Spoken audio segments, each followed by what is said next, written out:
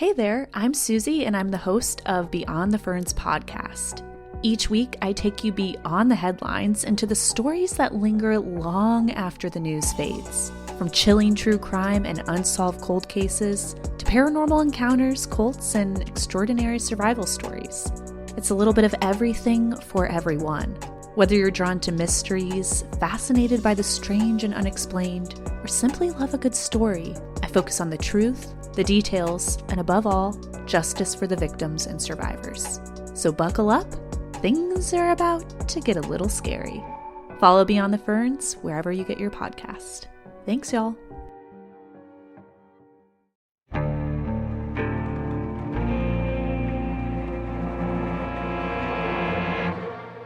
From Airship, I'm Jeremy Schwartz, and this is American Criminal.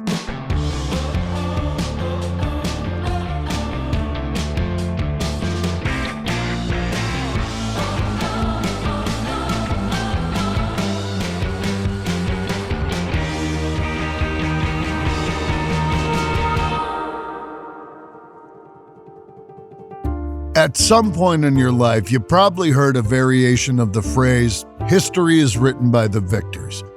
So the idea that what we remember and how we remember it depends on a lot of things, but one of them is the people who are in charge. Therefore, the stories of the people who don't hold all the cards are less likely to survive and be retold. Now, I'm not here to analyze the veracity of this statement, but it's a helpful idea to keep in mind when dealing with the telling of true crime, especially with older cases. When details can get murky and accounts are often muddled, there are times we just have to admit that we don't know exactly what happened. Even in the story we've just finished about Machine Gun Kelly, there are patches where the narrative is blank, or we've had to take our best guess. Take, for example, the kidnapping of Indiana businessman Howard Woolverton. As a refresher, he's the guy I told you about all the way back in episode 1.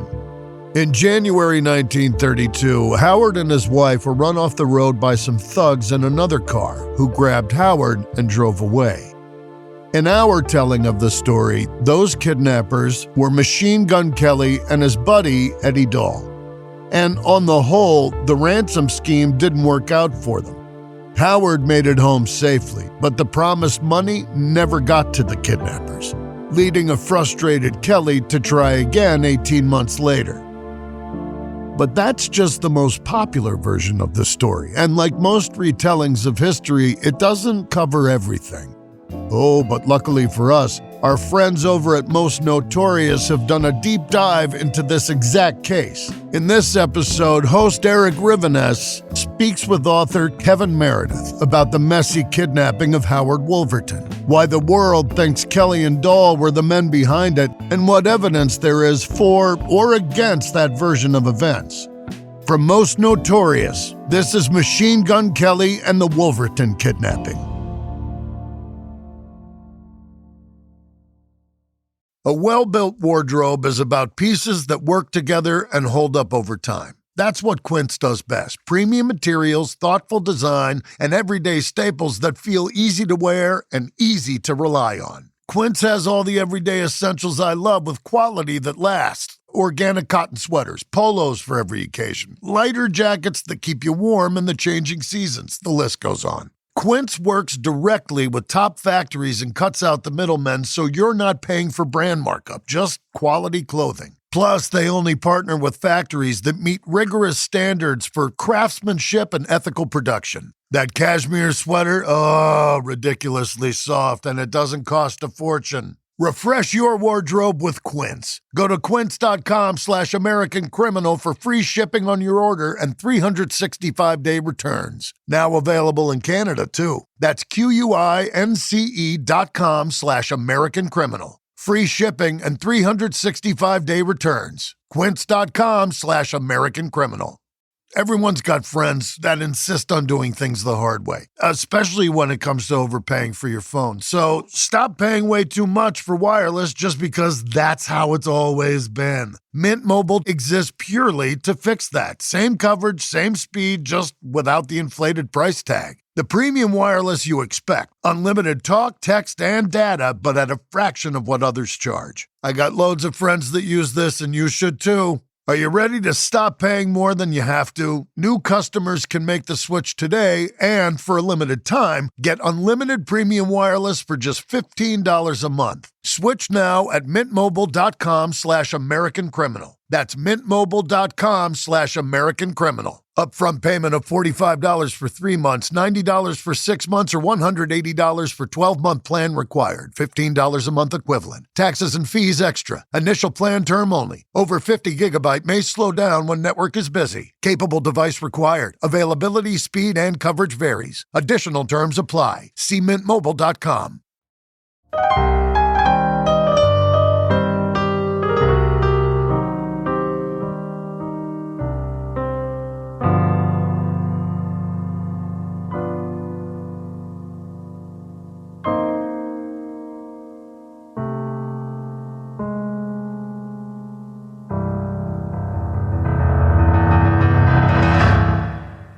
Welcome, everyone, to another episode of the Most Notorious Podcast. I'm Erik Rivenes. Great to have you with me, as always. I am very excited to have Kevin Meredith with me today. He has worked as a reporter, editor, photographer, and columnist at newspapers in Hillsborough, North Carolina, and Savannah, Georgia, covering all sorts of subjects, from local politics to education to business to crime. He is the author, along with David Hendry Jr., of a recently published book called Under Penalty of Death, The Untold Story of Machine Gun Kelly's First Kidnapping. Thank you so much for joining me. Oh, it's great to be here. Thank you. Yeah. This story revolves around an obscure but fascinating kidnapping. How did this story fall into your lap, and what was it about this case that you connected with? What was it that led you to believe that it would make a compelling book? Well, the way it came to me, my mother-in-law, Jean Miller in Ogden, Utah, was a professor at Weber State. And apologies, but this is a very convoluted story. You can edit it as you see fit.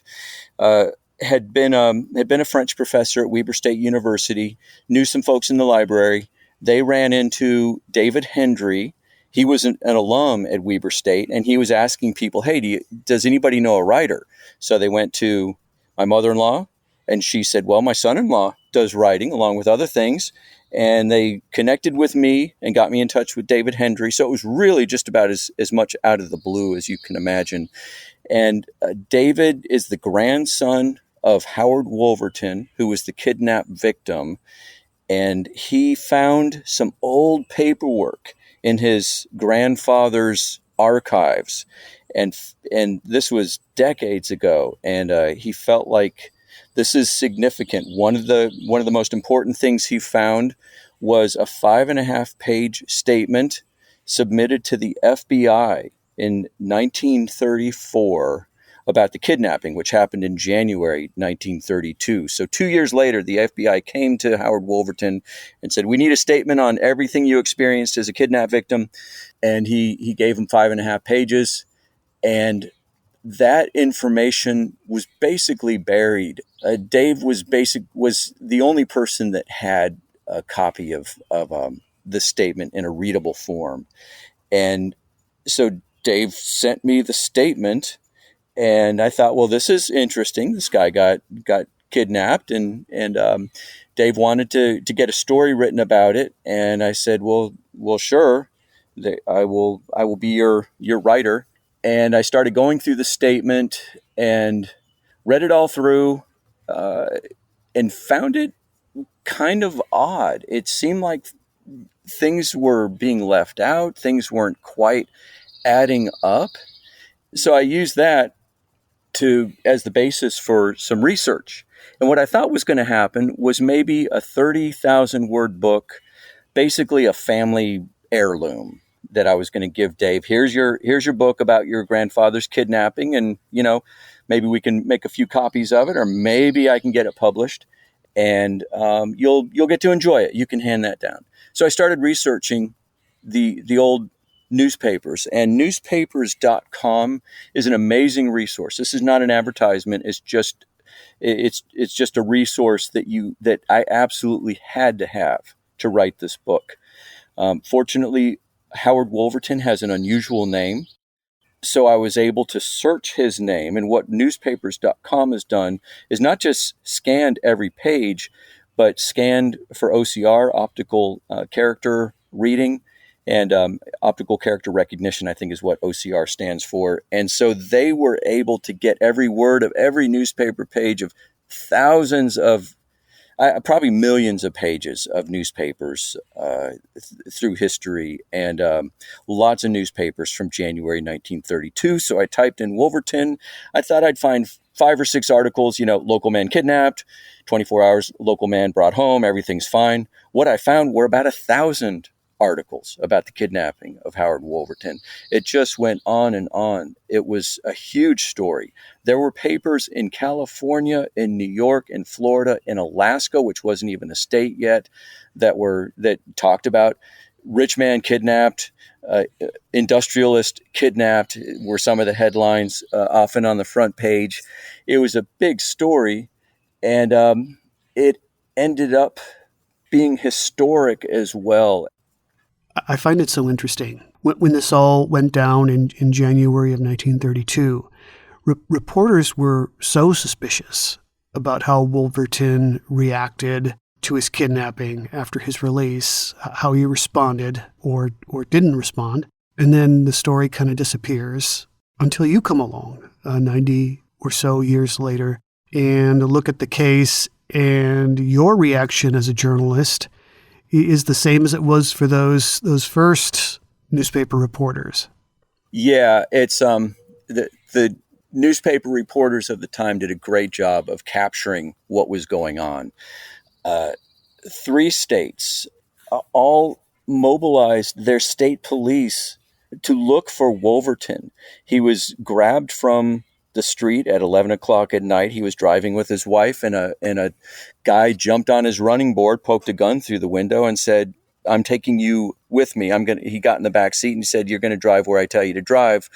And this was considered a shocking, horrific crime at the time, that an innocent man with his wife could be grabbed off the street at 11 o'clock at night and forced to drive out of town, and then held prisoner by unknown thugs in an unknown location. So as you read those articles from the day after it happened, you're reading about state police being mobilized, cruising the highways, looking for not just Woolverton, but his kidnappers. It was a huge deal. And then Woolverton got back home that 24 hours later, that next night. And what happened was, there was no federal law against kidnapping.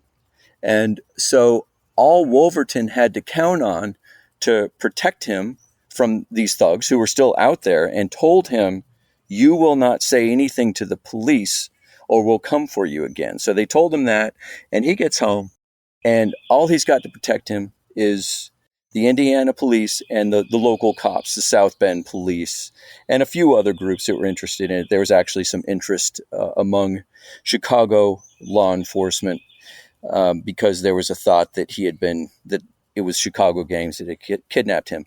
But Woolverton wanted to protect himself, but probably more importantly, his wife and his 12-year-old daughter.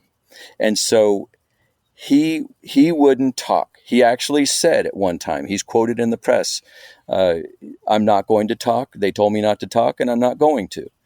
So the reporters were very unhappy about this. They saw him run up his front porch and dash into his door about 11 o'clock that next night, 24 hours after he got kidnapped. The way the stories present it, they rushed his porch, and these reporters were literally pushing against the front door to be let in to find out what had happened, who had kidnapped Woolverton, where they were now, what he knew about them. And the interesting wrinkle here is that he was very good friends with Frank Mayer. Mayr, Frank Meyer, who was Secretary of State of Indiana and lived a block or two away from him when he wasn't in Indianapolis. And Frank Meyer headed up the Indiana State Police.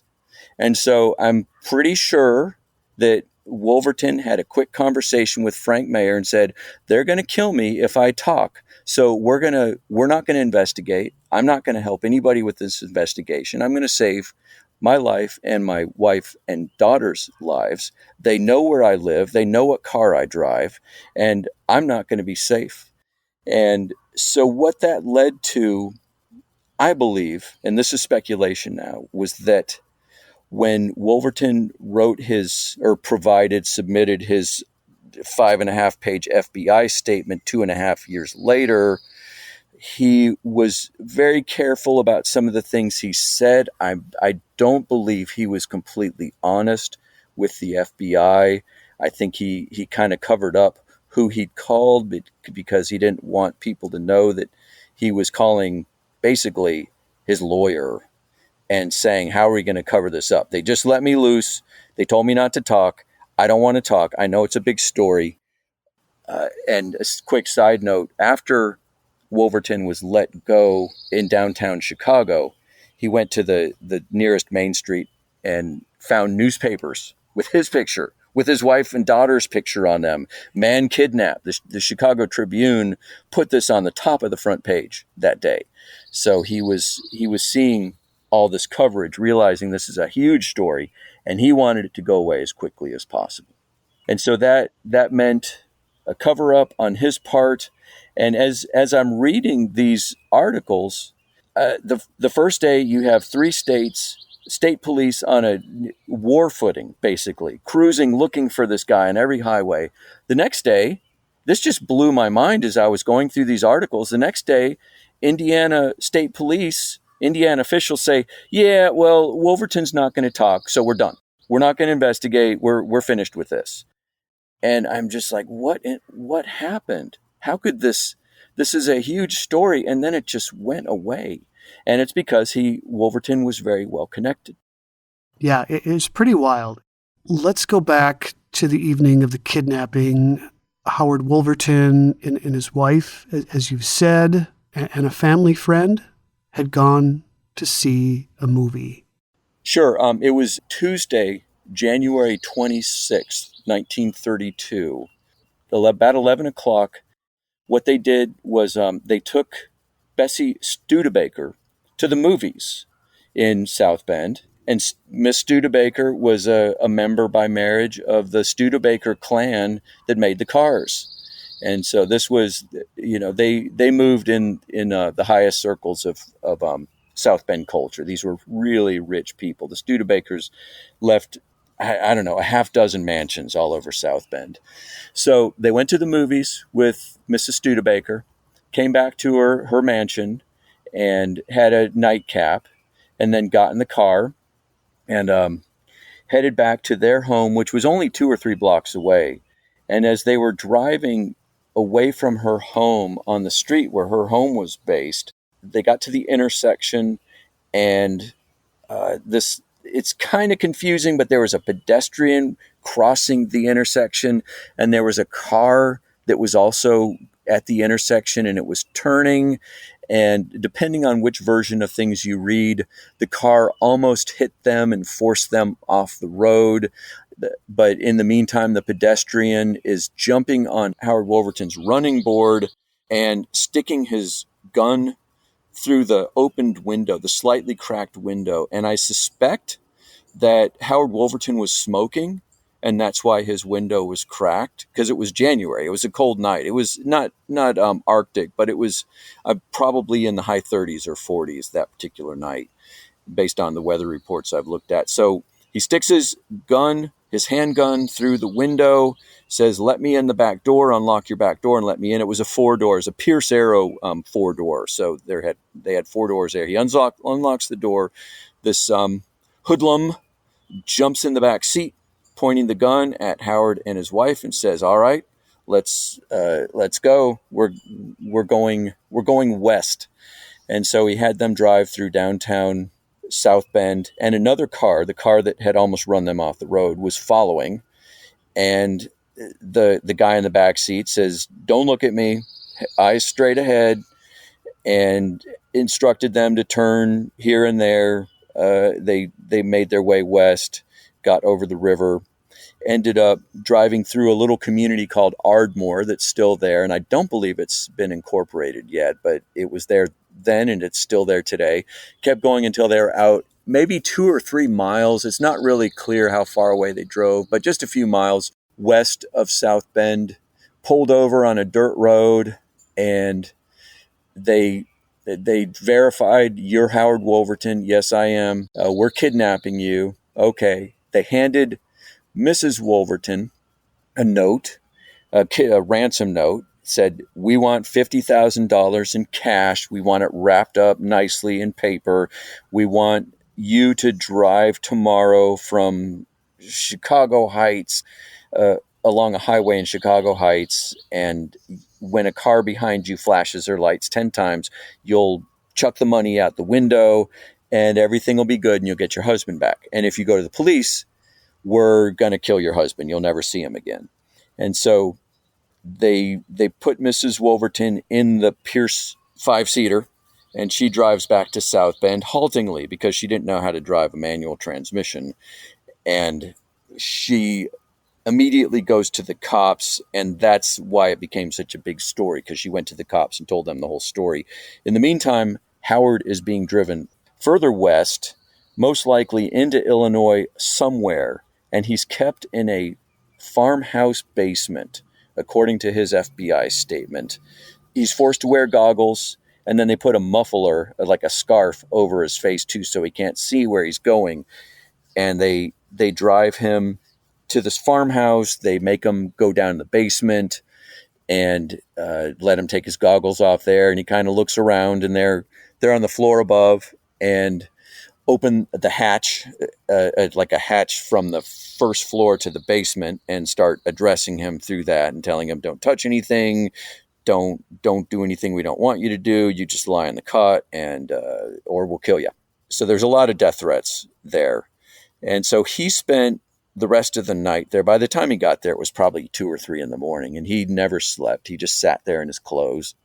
So that's the first chapter of the kidnapping. I'll pause and let you ask any questions, but I can keep going too if you want to hear more about the rest of the incident. As I was reading the account, I was struck.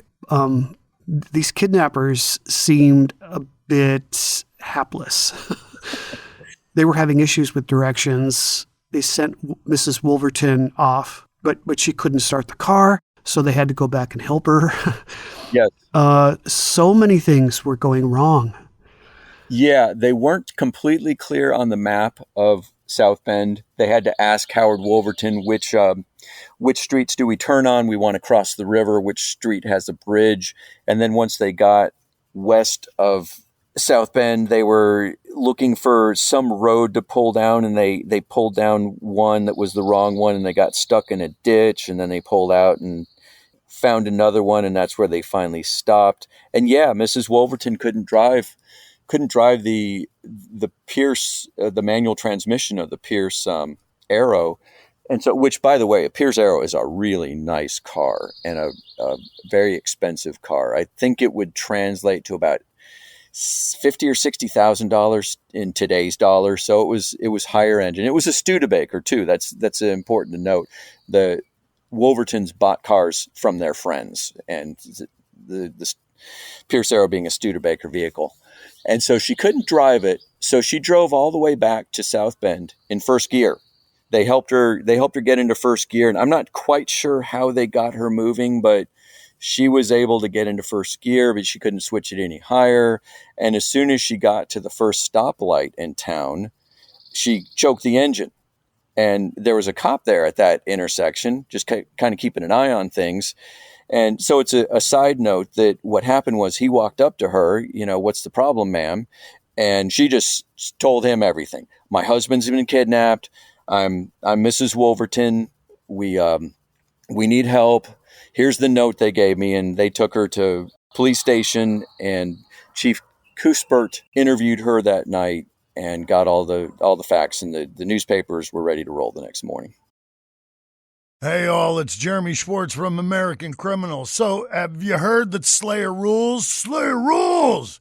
No, but for real, have you heard about Slayer rules, like Slayer statutes? So these are legal provisions that prevent people from inheriting property or benefiting from the estate of a person that they murdered. So obviously, one of the things they protect is someone getting killed for their life insurance policy. It makes you realize how valuable life insurance is, doesn't it? It's good to know that at least my life insurance policy isn't a reason to kill me, although who knows, a lot of people are eyeballing me lately. Plus, it only costs about the same as one of your streaming services each month. And that is thanks to SelectQuote. If you're new to life insurance, you're not alone. Now, thankfully, you got SelectQuote. For over 40 years, SelectQuote's helped get more than 2 million Americans understanding their options and getting the coverage they need. Over $700 billion in coverage and counting. As a broker, their mission is simple: to find you the right insurance policy at the best price. SelectQuote makes it simple because they take the guesswork out of finding the right life insurance policy. You don't have to sort through dozens of confusing options on your own. Instead, one of their licensed agents is going to find you the right policy at the right price, comparing plans from trusted, top-rated insurance companies to find the policy that fits your health, your lifestyle, and your budget. And they work for you for free. You'll be covered faster than you can think. SelectQuote works with providers who offer same-day coverage, up to $2 million worth with no medical exam required. And fear not, you're not out of luck if you have pre-existing health conditions, because SelectQuote partners with companies that offer policies for people with conditions like high blood pressure, diabetes, heart disease. SelectQuote makes life insurance simple, even if this is your first time thinking about it. Head to SelectQuote.com and a licensed insurance agent will call you right away with the right policy for your life and your budget. Life insurance is never cheaper than it is today. SelectQuote. They shop, you save. Life insurance is never cheaper than it is Life insurance is never cheaper than it is today. Get the right life insurance for you for less and save more than 50% at SelectQuote.com/American Criminal. Save more than 50% on term life insurance at SelectQuote.com/American Criminal today to get started. That's SelectQuote.com/American Criminal. Your little one grew 3 inches overnight. Adorable. Also, expensive. Sell their pint-sized pieces on Depop and list them in minutes with no selling fees. Because somewhere, a dad refuses to pay full price for the clothes his kids will outgrow tomorrow. And he's ready to buy your son's entire wardrobe right now.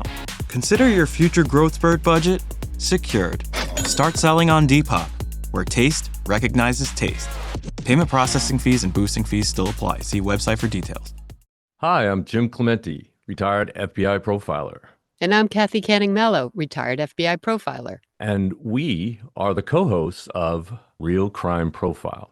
Kathy and I work together, profiling cases for the FBI for more than a decade. Yes, and if you're looking for insightful and informed, deep analysis of open and closed crimes, you've come to the right place. Yeah, we don't just do the skim over like they do on the news. So please listen to Real Crime Profile anywhere you listen to podcasts and on Identify, the app. So yeah, it's dark outside, dark in the car, and the man with the gun is telling them not to look at him. But there is some question later about whether they were able to catch a glimpse of the man holding them hostage. Yes, there's a lot of questions. Woolverton's statement, and I say this in the book, his statement in certain places does not make any sense at all. He says he was wearing painted goggles and a scarf around his head too, and yet he describes all the places they drove. He's talking about signs he saw, rivers he saw.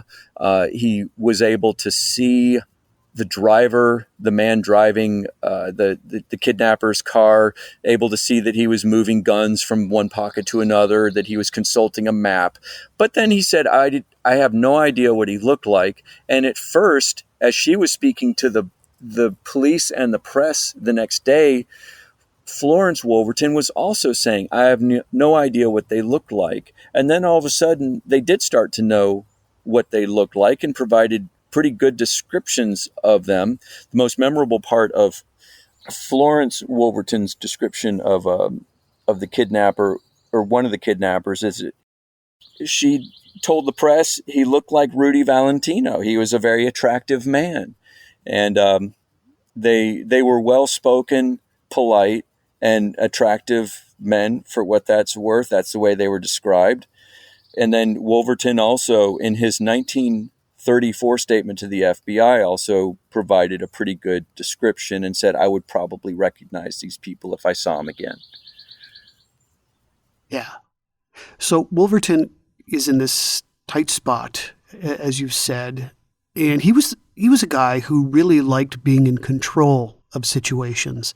And it's just a really interesting moment when he suddenly isn't in control anymore. He's being forced to comply with these demands.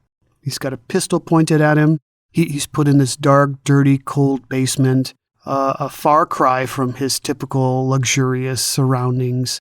But even in this difficult situation, where they're using language like, we're going to drill him in the head, he still tries to stay in control, right? And in this pretty preposterous exchange between Woolverton and his captors, he tries to negotiate the price of his own release. Yeah, and that's something else that seemed really odd to me. But once I did a little bit more research, I understood where he was coming from. He worked out a deal. First, they said they were going to kill him because his wife went to the press, and they were reading these newspapers about the kidnapping with, I think, utter fury that his wife not only had talked to the police, but had gone straight to them. Within an hour of them kidnapping Woolverton, she was sitting in the police chief's office telling him everything she knew, and it was all in the paper the next day. And they went and picked up probably the afternoon editions and said, okay, well, this whole plan just went out the window. So they're telling Woolverton they're going to kill him. They say, all right, get in the car. We're going to kill you because your wife talked. And we're obviously not going to get the ransom money, because the whole note was published by every newspaper in the vicinity, the Chicago Tribune, the South Bend Tribune. They all had a complete accounting of the note with exactly the instructions for where you need to drive and what speed you need to drive and what you'll need to see to drop the money out the window, the flashing of the lights 10 times. So everybody knew that was the plan. You could only imagine how many people would have been driving up and down that road, either looking for the kidnappers or flashing their lights 10 times in the hopes that they might be the ones that score the $50,000 in cash. So the plan falls apart. They're not going to get their money. They could have hung on to Woolverton, but at this point, I think he was too hot. They did not want to get caught. They didn't really want to kill him either. These were rational people who, if they kill him, now they're looking at pretty much a death sentence if they ever got caught. So they started negotiating. And Woolverton, I think, was in his element at that point. My impression is that he, as a secretary and treasurer of Malleable Steel Range, which was the company his father started, he was used to job owning, arguing, debating, negotiating. And that's what he did. And he said, well, $50,000 isn't going to happen. You can go ahead and kill me now. He more or less put it that way. $50,000, it's just never going to happen. The banks are shutting down. We can't get that much cash. Things haven't been good for us either. Now, that last point, I'm not sure if that was true or not. That may have just been what he was saying. It seems like he had always been very comfortable. But he was pleading poverty. And so they said, okay, all right, $10,000. And this is the part that really just surprises me. Assuming it's true, assuming that Woolverton was being honest in his FBI statement, he said, no, $10,000 is still too much. You might as well kill me now. And So he says, let's do $8,000. And just to put it in perspective, the rule of thumb for $1932 is about a factor of 20. for inflation. So $1 in 1932 is equal to about $20 is equal to about $20 in 2020 currency. So we're talking $160,000 in 2020 cash that Woolverton was committing to paying. So $8,000. And then the question is, and I raised this in the book, why didn't Woolverton just say, sure, I'll give you the $50,000, just let me go and I'll get it together and I'll pay you as soon as I get home. They would have let him out and he would have been alive. But he needed to make a deal with these guys, because if he double crossed them, so to speak, if he promised them money and then didn't deliver, they knew where he lived and they'd come and either kill him or kill his wife and daughter. They knew where everybody went to work and what cars they drove and where they went to school. And so he felt that he had to make a promise that he could keep. And in fact, he did put $8,000 in cash and gave it to his nephew, John Woolverton Jr. And John followed the instructions of a new ransom note that was sent to him in the mail, which Dave Hendry also has the original of. And John Hendry tried to make a delivery, but in a great irony, apparently that money was never received by the kidnappers.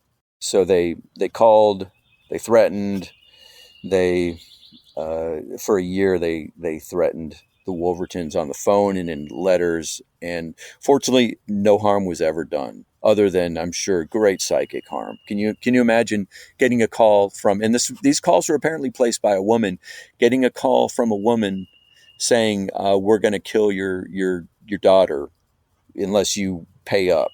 You still owe us $8,000. We haven't gotten any money yet. So something went wrong with the money drop, and the thugs were angry. But in the end, they never got it, and no harm came to the Woolvertons. And Betty Woolverton was the apple of their eye, right? Absolutely. She was adopted soon after birth. The parents, who knows, there's a little bit of mystery there.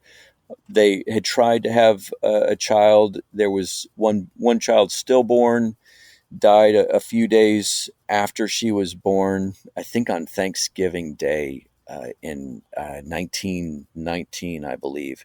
And so they adopted Betty just like a few weeks after that, or maybe even within a few days of losing their child, their biological child. And she's the only child they ever had. Absolutely precious. And Florence Woolverton kept a book of baby things and had all kinds of cute stuff. This was obviously a very loved child and a very pampered child, too. As I note in the book, on her first Christmas, she got 2 silver spoons, not just one. And she was born into probably very difficult circumstances, but was, within weeks, was in the Woolverton household, being taken care of by everybody. So one of the questionable decisions made by the kidnappers is why, and this is pre-freeway, it's a 3-hour drive from South Bend to Chicago. Why did they take him all the way to Chicago and drop him off downtown, basically? Why didn't they just take him, a bit out of South Bend and leave him on some rural road? It's an odd decision. Yes. And all I can do is speculate, because there's really nothing, there's no explanation for this. But I would propose that they needed to take him far away from South Bend to a place where there are a lot of people and a lot of cars, with the concern that if they dropped him somewhere closer to South Bend, he'd immediately wave down the next car or run to the next gas station or restaurant and tell everybody what happened. And, hurry, they're getting away. They dropped me off 5 minutes ago. They can't be far out of town. The cops would give chase. And like I said, there was a military level of state police activity on all these big state roads and state highways. So everything was swarming with cops. So I think taking him far away from South Bend, dropping him off in a kind of desolate part of the city. As he says, there weren't many lights visible. It was an empty lot where they dropped him off, and he had to walk several blocks to get to a main street and the streetcars that were ubiquitous in Chicago at the time. And by then they could be any number of places away. And plus, I think they were, I don't know, I think they were based in Chicago. And so maybe it was convenient for them because there was only a few more miles drive to whatever their hideout was. But I think they were pretty confident that they would not be picked up. Now, Woolverton himself was worried. He said, "Hey guys, please drop me off here in the middle of nowhere, because if any cops see me or anybody sees me and the cops give chase, they're going to start shooting and you're going to start shooting back and you're trying to let me go and I'm going to end up dead anyway." But that's what they did. They dropped him off in Chicago and he made his way home from there. Yeah. So, yeah, as you've said, Woolverton arrives in Chicago. He takes his time going home, doesn't call his family, makes some stops to buy this or that. And he claimed that he was afraid of being tailed and took this meandering route home to shake anyone who might have been following him. And he just kind of strolls through the door of his house, jaws drop. It's unusual for a kidnappee to be released before a ransom is paid. And it's such an interesting era for kidnappings. As you write in your book, the Marion Parker kidnapping had preceded this one. In 1927, she was kidnapped. Significantly, she was 12 years old, and her story, the horrific details of her kidnapping, were covered in the South Bend Tribune, which the Woolvertons were faithful subscribers of.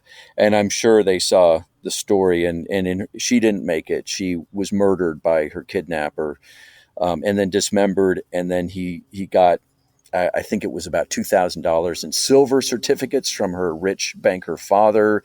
And she was dumped off, I don't know, like 100 or 200 feet down the road, and her father ran to her and just found a dismembered body. It was called the most horrible crime of the 1920s, and they wrote songs about it. It was just such an awful case, and I have to think that the Woolvertons had her story in mind as they dealt with their own kidnapping trauma with their own 12-year-old daughter. Right, yeah. And the Lindbergh kidnapping happened not long after Woolverton's. Right? What happened, what I propose in the book is Woolverton's kidnapping seemed to be kind of a breaking point for a lot of people. This is a shocking crime. That's the way they described it. Unparalleled in its ruthlessness and brashness. And so it seems that within a few weeks of his kidnapping, several reporters decided they were going to write a complete compendium of kidnapping. Somebody at the Daily News in New York City did so, and somebody working for the newspaper Enterprise Association did the same thing. Both stories got picked up on the wire, and usually the journalism gods are not very kind, and I can say that from experience. But in this case, the timing was amazing. Lindbergh was kidnapped 5 or 6 weeks after Woolverton was. These two reporters had these big series ready to go. The Daily News ran a 16-chapter, they called it, 16-part series, ran day after day for more than 2 weeks in the Daily News. And these series were ready to go within a day of Lindbergh's kidnapping. So they definitely were not prompted by Lindbergh's kidnapping. These series represented a ton of research, and this is pre-internet days, and there was travel involved. The reporters would describe going to Missouri to get information from people. So these stories had been written before Lindbergh's kidnapping. The day he was kidnapped, they just changed the lead from kidnapping is a big problem in America to something more like Lindbergh's kidnapping illustrates how big a problem kidnapping is in America. And it was really a serious issue. I did a kind of an unscientific study of the appearance of the word kidnapping in papers and newspapers.com year by year, and found that there was a peak. It really just skyrocketed. Kidnapping, the word kidnapping and kidnap appears just over and over again in the early 1930s, peaks maybe around 35 or 36, and then just precipitously drops. Right. We've covered a lot of kidnappings on this show, including the Barker Karpus gang's kidnapping of Edward Bremer and William Ham Jr. I think maybe we talked about that more on Minnesota's Most Notorious. The Charles Urschel kidnapping, which you write about in your book. And I want to ask you about that. Urschel was snatched by Machine Gun Kelly. Kelly had a connection to the Woolverton kidnapping, which by the way, has never been solved, right? The Woolverton case. Yes. J. Edgar Hoover wrote several times in the American Magazine and in a book called Persons in Hiding that was published, I think, in 1937. And he described in these magazine articles and in his book, which fed off the magazine articles, a lot of the same language, that there was a wealthy industrialist in South Bend, Indiana, who was kidnapped by Machine Gun Kelly. And there is no doubt he's talking about Howard Woolverton. And the press of the day knew that he was talking about Woolverton, but he didn't name Woolverton. And people said, well, Mr. Hoover, this is still a big deal for us, this kidnapping from 4 or 5 years ago, because these magazine articles in the book came out in like the late 30s, I think 1937, 1938. And they said, what's up with this? And he sent a telegram back. This is secret.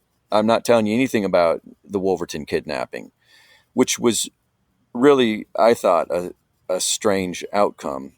He liked to claim credit for arresting and convicting and imprisoning Machine Gun Kelly, George Kelly, his wife, Catherine, and Eddie Dahl.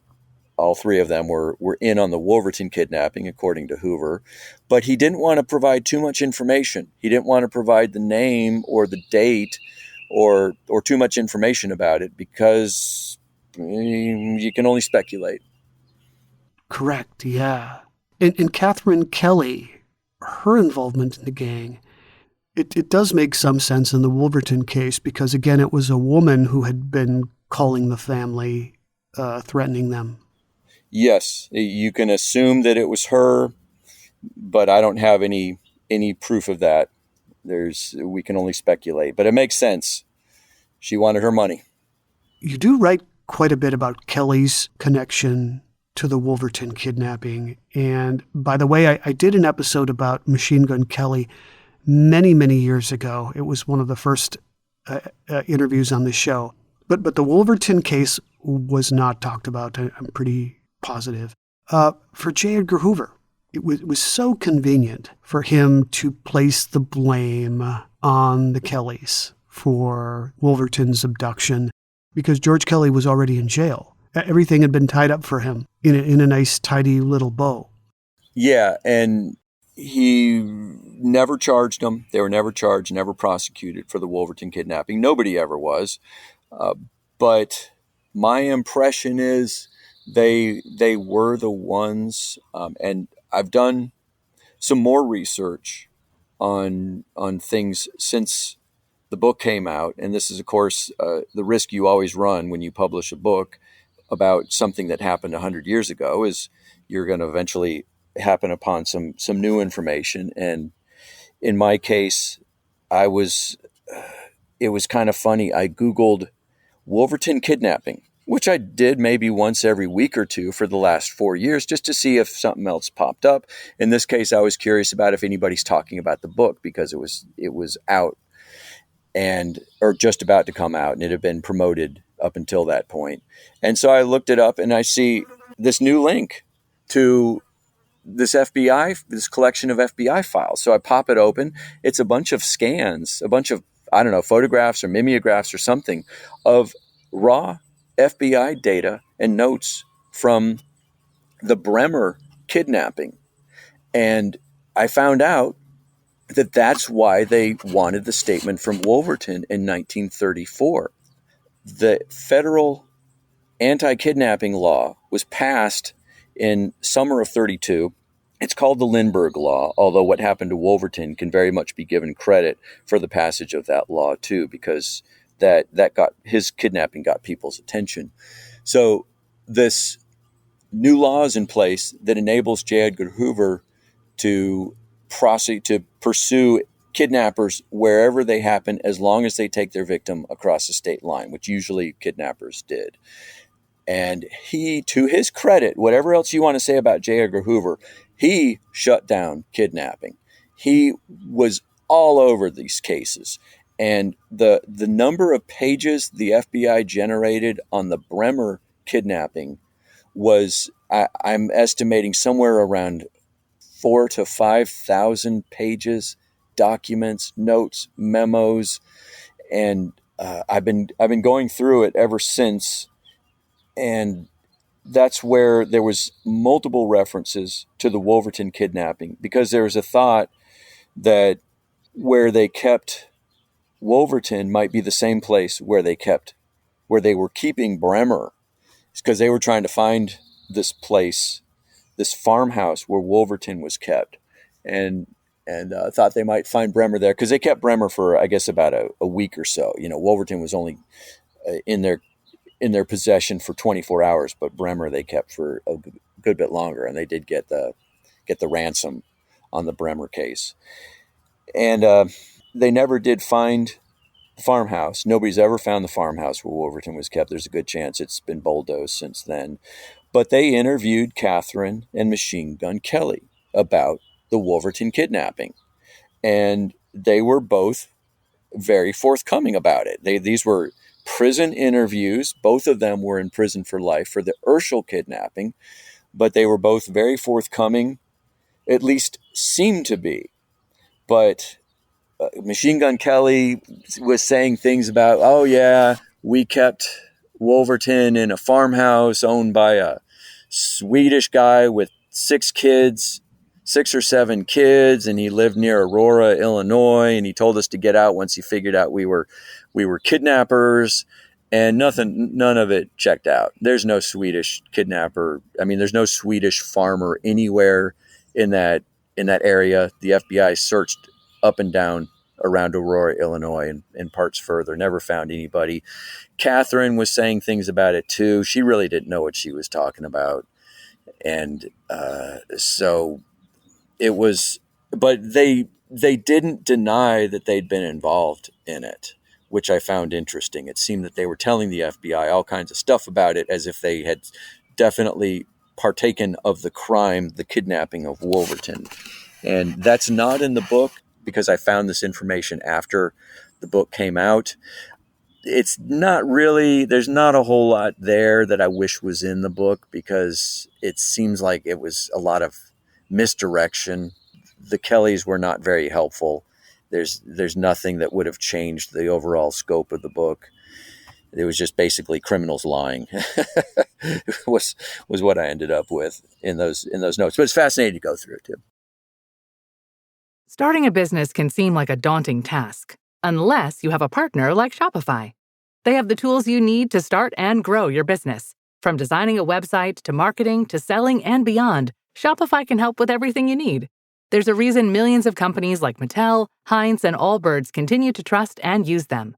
With Shopify on your side, turn your big business idea into...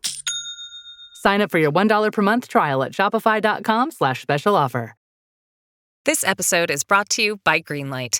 You can't solve every case for your kids, but with Greenlight, they'll have the instincts and money skills to stay out of trouble. With a Greenlight debit card and money app, parents can monitor spending and teach financial responsibility. Educate your kids as they grow, from earning allowance and tracking chores to learning how to save and invest. Start your risk-free Greenlight trial today at greenlight.com/Spotify.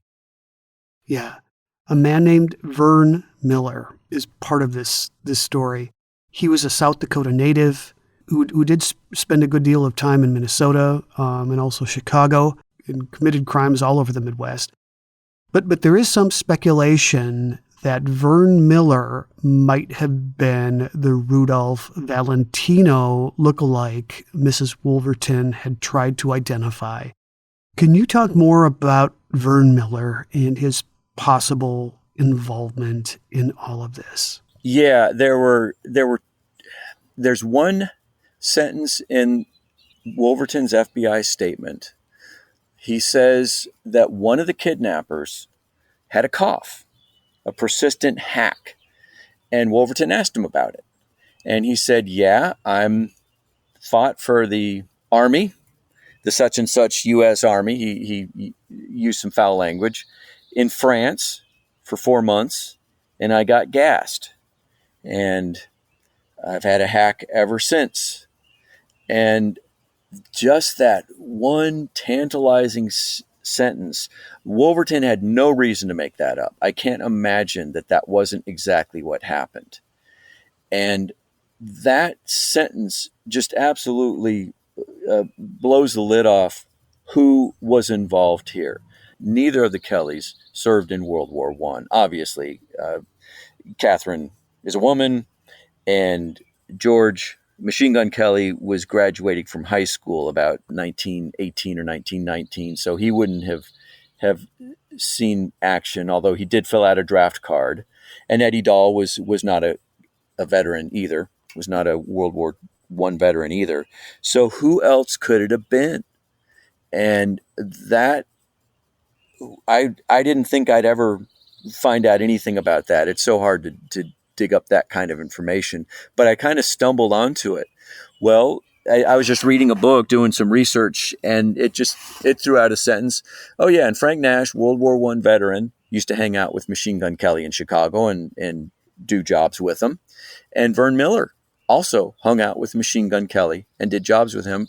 Vern Miller was also a World War I veteran who also claimed to be injured, although, as I discussed in the book, there's some doubt as to whether he really was injured. But Frank Nash, the records very strongly indicate he was. He came home on a casualty company troop ship, which was for the injured. And so he probably got gassed pretty bad. And he spent about 4 months in France. If you look at his draft registration card and then the date of the casualty company ship coming back to America, it works out to, arguably 4 months, 6 months, 4 months. And so were one or both of them involved? Because, yeah, Vern Miller, he's a Rudy Valentino lookalike. Based on the pictures I found of him, he looks as much like Rudy Valentino as anybody could in those times. Frank Nash, not so much. So it's one, both, or neither were involved in the kidnapping, but either one of them are plausible. And they help explain why J. Edgar Hoover didn't want to say too much about this kidnapping, other than that he had arrested and imprisoned for life the perpetrators. Because Vern Miller and Frank Nash were both key players in the Kansas City massacre, which was a huge black eye for the FBI, a giant embarrassment. They were escorting Frank Nash back to prison. He had a habit of escaping from prison. They're escorting him back. They're not making a secret of it. They're walking across the parking lot of the Kansas City train station, and just a couple of cops around them. Everybody knows, all the underworld knows that they're doing this, knows that they're going to have Frank Nash with them. They're getting him into the car, and at that point, somebody shows up, very likely Vern Miller and some of his fellow criminals, and they all just the bullets start flying, I'll put it that way. And among the first to die was Frank Nash, probably killed by friendly fire. They believe that he took a shotgun to the back of the head from one of the cops there as soon as people started firing. The cops were not ready for this, did not have their guns ready, were taken completely by surprise, and they were getting hit by machine gun fire while a lot of them just had either shotguns or handguns. And so it was a massacre, and it was several FBI agents, several local cops, including a police chief, and Frank Nash, all dead around this car, and just not something that Hoover would want to talk about or mention those that were involved. Frank Nash's nickname was Jelly. Jelly. He didn't remotely look like Valentino. No. He wore he wore a wig when they arrested him in Arkansas after his last prison break. They arrested him in Arkansas. He was drinking a beer. A couple of cops surrounded him and said, "All right, you're coming back to federal prison." And he was wearing a wig at the time. He'd spent some good money on it, and that probably made him look a little bit more robust, shall we say. But no, he was an extremely charming, very pleasant person to be around, is my impression. Everything I've read about him, people loved Frank Nash. He was a good tipper, in fact, but he was a lifelong criminal too. Was he there for the kidnapping? Who knows? No, I think he might. I had a guest on a couple of years ago named Kenneth Lemaster, and he wrote a book about the Leavenworth Seven, the infamous Kansas prison break. And two of the people that helped facilitate the breakout were Frank Nash and George Kelly. Yes, I touch on that. I don't think I said a whole lot about that. That was the point where I realized the criminal connections just web out in ways that are beyond the scope of this book. But these people all knew each other. They all did jobs together. They broke out of prison together, and they kidnapped together. Yeah, it's hard to keep straight sometimes. These roving Midwest bank robbing gangs, they all have their core members, and then they would kind of borrow members from other gangs. I consider it a singularity in American history. You have the car, which enables these guys, and a lot of them drove souped up cars, not just ordinary cars. You have the automobile, which is a few decades old. You have a good network of roads and highways, but you don't have a federal police. You don't have a national police force. So all you had to do was cross the state line, and chances are they're not going to come for you. Because, the cops in Illinois can't go to Indiana and start grabbing people. They don't have the resources, first of all.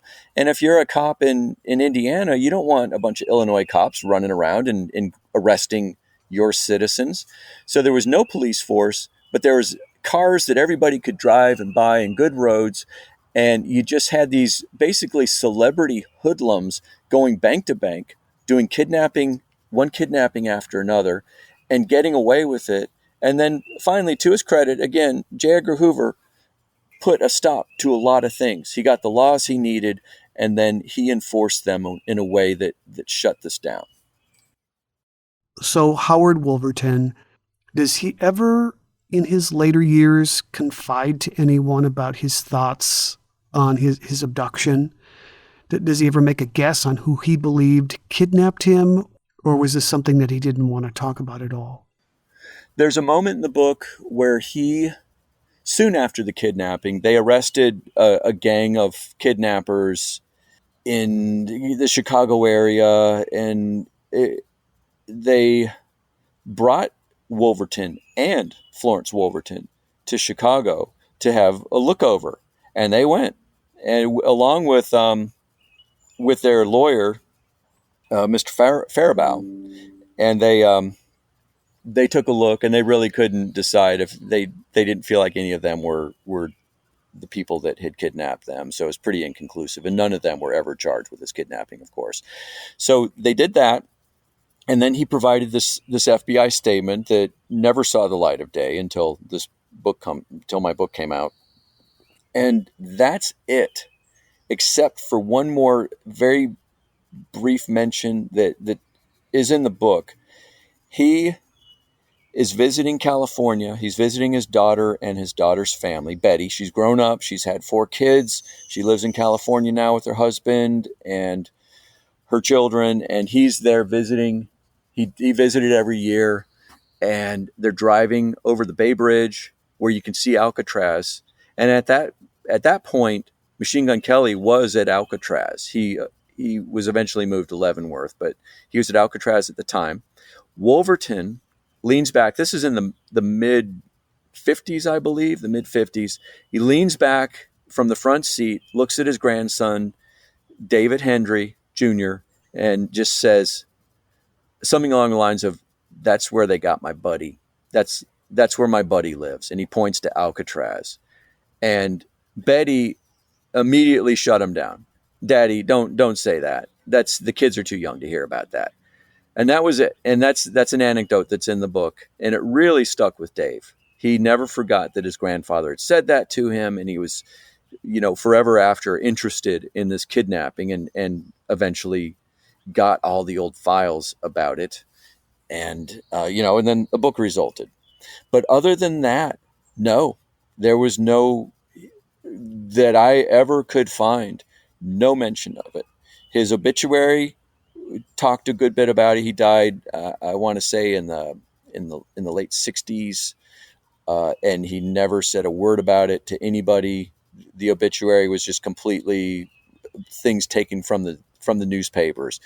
Woolverton, who was kidnapped in 1932, has died, etc. And that's all we know. Buddy, it's an interesting choice of words. Yeah, I mean, who knows? This is a 70-year-old memory from Dave Hendry. So probably the word he used, that's what Dave remembers. It was a very distinct memory from him. And sure, at that point, 20 years had passed. Machine Gun Kelly was no longer scary for anybody. In fact, soon after he went to prison, they started calling him Pop Gun Kelly, because he was just all talk, and he really wasn't very tough. He knew how to shoot a machine gun, and that's about it. Right. He got a really cool name, right? Supposedly his whole persona was created by Catherine, his wife.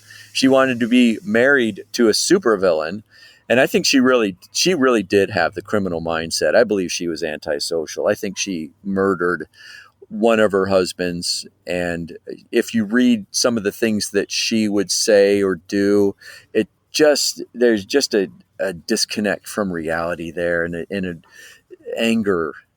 Just an underlying anger that you think she's not. There's something wrong here. So she was the one that got him a machine gun and taught him made sure he learned how to use it, and supposedly would walk around and present the shells fired by him, the bullets fired by him from his machine gun, and she'd hand them out and say, "This is one of the bullets from Machine Gun Kelly, my husband. Just a souvenir for you." And she really, that made his name catch on too. Gosh, I get so excited talking about this era of American history. I love it so much. So for you, for people who want to learn more about you and your work, where should we send them? Oh gosh, well, I don't have a web page. I work full time, so this has been a side project that's been very consuming for the last 4.5 years, but I haven't had time to put together any kind of blog or web page or whatever. If somebody contacts you and they seem legit, feel free to give them my email address. I'd love to talk about this to folks that are curious, or that are interested in more books on the topic. And then I've got a LinkedIn page that mentions the book, so I'm not hard to find. It has a lot of other things I've done too, because I've been selling for the last 25 years. Sounds good. And we can direct interested listeners to your publisher's website. Yes, and Indiana University Press has been amazing to work with. Just a quick little side note on that, for what it's worth. I've been sending draft work in for close to 40 years. And when I got the email from Indiana University Press, my first acceptance ever after hundreds of rejections, I thought it was a joke, but I replied, and they've been great to work with. And when people contact them, they make sure I get the note. That's happened several times.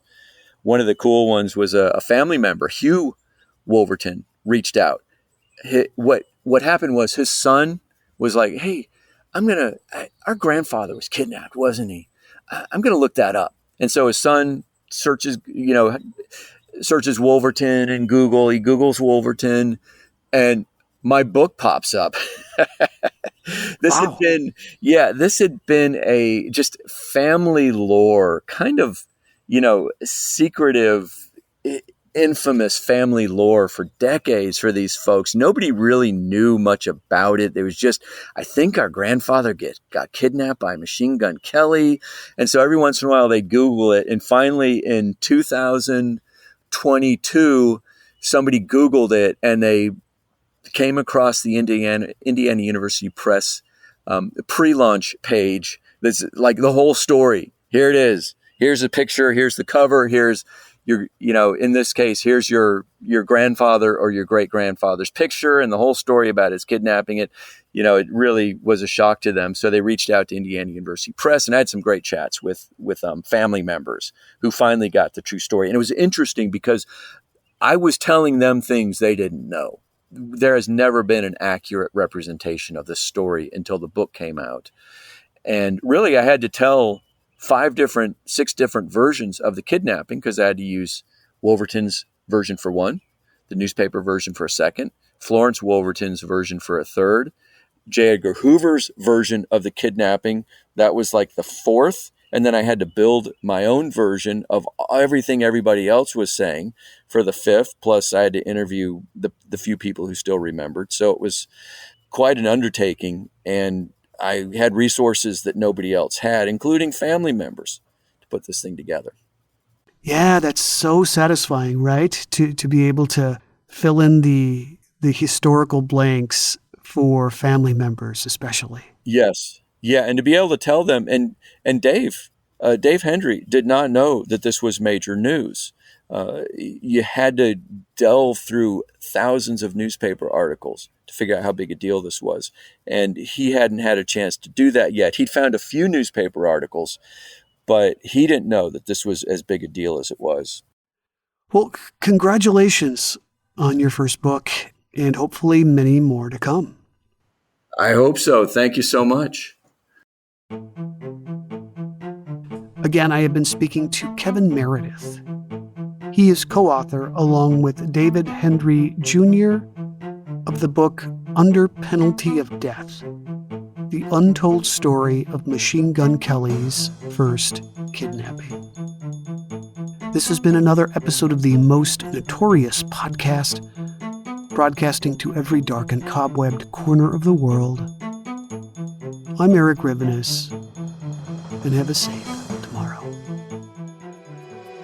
If you want to hear more true-life tales of crime, tragedies, and disasters throughout history, follow Most Notorious wherever you get your podcasts. Hey, before you go, don't forget to make sure you're subscribed to American Criminal and leave us a 5-star rating. You probably heard it from other podcasts, but these 2 little things can really help us out a lot. You can also visit AmericanCriminal.com to get in touch with us and let us know what criminals you'd like to hear about next.